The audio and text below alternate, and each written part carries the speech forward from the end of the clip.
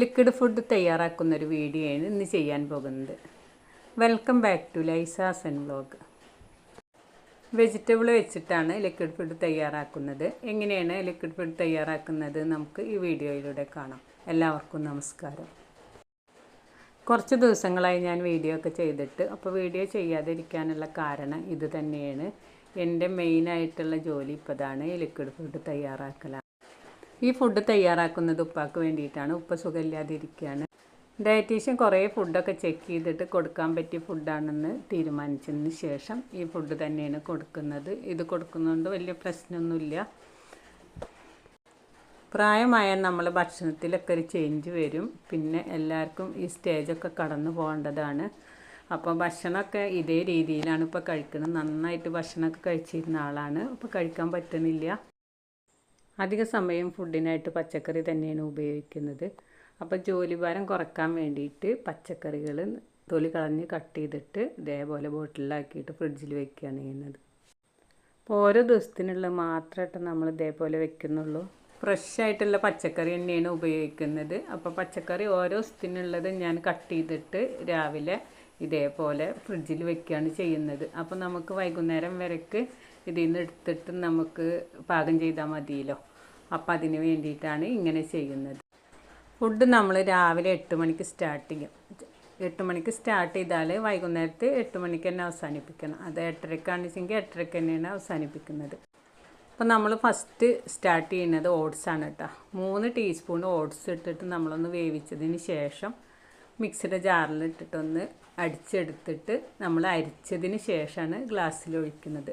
അപ്പോൾ 250 ml ഓട്സാണ് കൊടുക്കുന്നത്. 10 മണിക്ക് നമ്മൾ കൊടുക്കുന്നത് വെജിറ്റബിൾ സൂപ്പാണ്. അതിൽ വേറെ ഒന്നും ചേർക്കുന്നില്ല, വെജിറ്റബിൾ മാത്രമാണ്. അപ്പോൾ നമ്മളെ കയ്യിൽ എന്ത് വെജിറ്റബിളാണ് ഉള്ളത് വെച്ചാൽ അത് മാത്രം വെച്ചിട്ടാണ് നമ്മൾ തയ്യാറാക്കുന്നത്. കിഴങ്ങ് വർഗ്ഗങ്ങളൊന്നും നമ്മൾ ഇതിനായിട്ട് ഉപയോഗിക്കില്ല കേട്ടോ. പച്ചക്കറികളൊക്കെ തയ്യാറാക്കുമ്പോൾ നമ്മളെ കയ്യിലുള്ള പച്ചക്കറികൾ എടുത്തതിന് ശേഷം ഇതിലേക്ക് ആവശ്യത്തിന് ലേശം ഉപ്പിട്ട് കൊടുക്കും. എന്നിട്ട് ആവശ്യത്തിനുള്ള വെള്ളം കൂടി ഒഴിച്ചിട്ട് ഒരു വിസിൽ വന്നാൽ തന്നെ ഇത് വെന്തിട്ടുണ്ടാവും. എന്നിട്ട് നമ്മളിത് ചൂടാറിയതിന് ശേഷം മിക്സിയുടെ ജാറിലിട്ടിട്ട് അടിച്ചെടുത്തിട്ട് അരിച്ചതിന് ശേഷം നമ്മൾ ഈ ജ്യൂസായിട്ട് ഇത് ഉപയോഗിക്കുകയാണ് ചെയ്യുന്നത്. ഇപ്പോൾ 2 മണിക്കൂർ ഇടവിട്ടാണ് നമ്മൾ ഓരോ ഫുഡും തയ്യാറാക്കുന്നത്. അപ്പോൾ ഇതേ രീതിയിലാണ് നമ്മൾ ഫുഡ് തയ്യാറാക്കുന്നത്. ഓരോ അസുഖമുള്ളവർക്കും ഓരോ രീതിയിലാണ് ഡോക്ടർമാർ നമുക്ക് ഫുഡ് നിർദ്ദേശിക്കുന്നത്.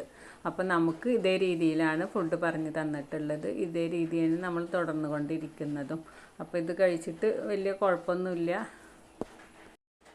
ഇപ്പോൾ 2 മണിക്കൂർ ഇടവിട്ടിട്ട് ഇതേ രീതിയിൽ നമുക്ക് ഫുഡുകൾ തയ്യാറാക്കലാണ്. അതുകൊണ്ടാണ് ഞാൻ വീഡിയോ ഒന്നും ചെയ്യാതെ ഇരിക്കുന്നതും.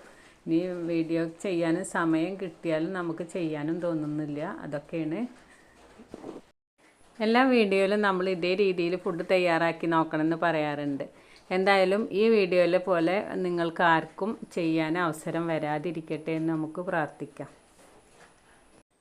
12 മണിക്ക് നമ്മൾ പ്രോട്ടീൻ പൗഡറാണ് കൊടുക്കുന്നത്. പ്രോട്ടീൻ പൗഡർ ഇതേ സ്പൂണിൽ, ഇത് 1 ടേബിൾ സ്പൂൺ ഉണ്ടാവുമെന്ന് വിചാരിക്കുന്നു. 3 ടേബിൾ സ്പൂണ് കലക്കിയിട്ട് ആദ്യം കുറച്ച് വെള്ളത്തിൽ കലക്കും. എന്നിട്ട് നമുക്കൊരു ഗ്ലാസ് വെള്ളം പാകാക്കിയിട്ടാണ് നമ്മളിത് എടുക്കുന്നത്. 12 മണിക്കും വൈകിട്ട് 6 മണിക്കും നമ്മൾ പ്രോട്ടീൻ പൗഡർ തന്നെയാണ് കൊടുക്കുന്നത്. പ്രോട്ടീൻ പൗഡർ നമ്മൾ തണുത്ത വെള്ളത്തിൽ തന്നെയാണ് കേട്ടോ കലക്കിയെടുക്കുന്നത്. 300 ml ആണ് നമ്മളിത് കണക്കാക്കുന്നത്. അപ്പോൾ അത് വെള്ളം കൂടെയാണ് 300 ml. അപ്പോൾ ഒരു വലിയ സ്റ്റീൽ ഗ്ലാസ് ഇല്ലേ, അതിലാണ് നമ്മളിത് കണക്കാക്കുന്നത്. അപ്പം ഞാൻ വീഡിയോയിൽ കാണാൻ വേണ്ടിയിട്ട് മാത്രമാണ് ഇത് ഗ്ലാസ്സിൽ ഒഴിച്ചത്.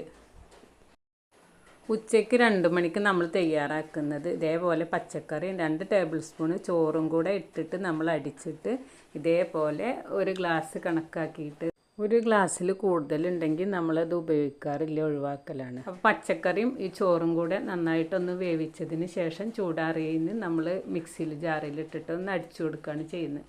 എന്നിട്ട് അരിച്ചതിന് ശേഷം നമ്മൾ ഗ്ലാസ്സിലാക്കിയിട്ട് എടുക്കുകയാണ് ചെയ്യുന്നത്. അപ്പോൾ ഇതേപോലെ 2 ടേബിൾ സ്പൂണ് ചോറാണ് എടുക്കുന്നത്.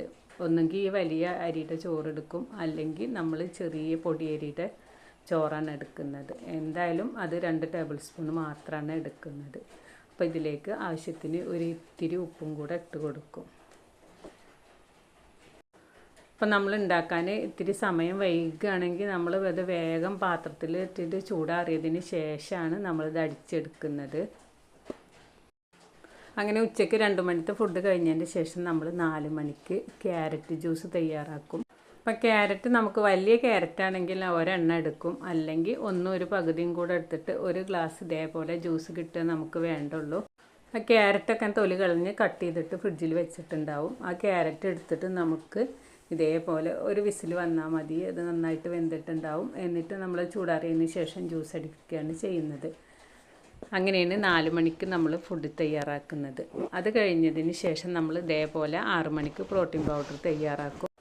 അതിന് ശേഷം നമ്മൾ 8 മണിക്ക് 2 ടീസ്പൂണ് ഗോതമ്പ് നുറുക്കില്ലേ അതെടുക്കും. അതേപോലെ കുറച്ച് വെജിറ്റബിളും കൂടി എടുത്തിട്ട് രാത്രി 8 മണിക്കുള്ള ഫുഡ് തയ്യാറാക്കും. അങ്ങനെ 6 പ്രാവശ്യമായിട്ട് നമ്മൾ 2 മണിക്കൂർ ഇടവിട്ടിട്ട് ഫുഡ് തയ്യാറാക്കും.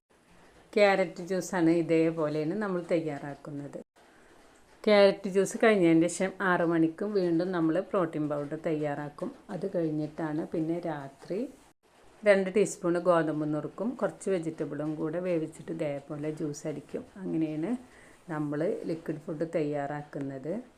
അപ്പോൾ ഇതൊക്കെ തയ്യാറാക്കുന്നത് കാരണമാണ് ഞാൻ വീഡിയോ ചെയ്യാതിരിക്കുന്നത്. നമുക്കിത്തിരി മനസ്സമാധാനം കിട്ടിയപ്പോൾ എനിക്ക് തോന്നി ഇതിൻ്റെ ഒരു വീഡിയോ എടുത്താലോ എന്ന്. അങ്ങനെയാണ് ഞാൻ ഈ വീഡിയോ ഇട്ടത്. ഗോതമ്പ് നുറുക്ക് ഇതേപോലെ കഴുകി വെള്ളത്തിലിട്ട് വെക്കും. എന്നിട്ട് പച്ചക്കറിയുടെ കൂടെ ഇട്ടിട്ട് ഒന്ന് വേവിച്ചെടുത്തിട്ടാണ് നമ്മൾ ജ്യൂസ് അടിക്കുന്നത്. രാവിലെ മുതൽ വൈകുന്നേരം വരെ നമുക്ക് ഇതേ ഓരോ വർക്കുകളൊക്കെ ഉണ്ടാവും. അപ്പോൾ നമുക്ക് മറ്റുള്ള വീഡിയോകളൊന്നും ചെയ്യാൻ സമയം കിട്ടില്ല. നമ്മൾ ഫുഡ് ഉണ്ടാക്കുക എന്നല്ലാതെ അത് വീഡിയോ എടുക്കാനൊന്നും നമുക്ക് സമയം കിട്ടാറില്ല. നമ്മൾ തയ്യാറാക്കുന്ന ഫുഡില്ലേ അത് 2 മണിക്കൂർ കൂടുമ്പോൾ നമ്മൾ തയ്യാറാക്കിയിട്ട് ഇത് ട്യൂബിലൂടെയാണ് കേട്ടോ കൊടുക്കുന്നത്.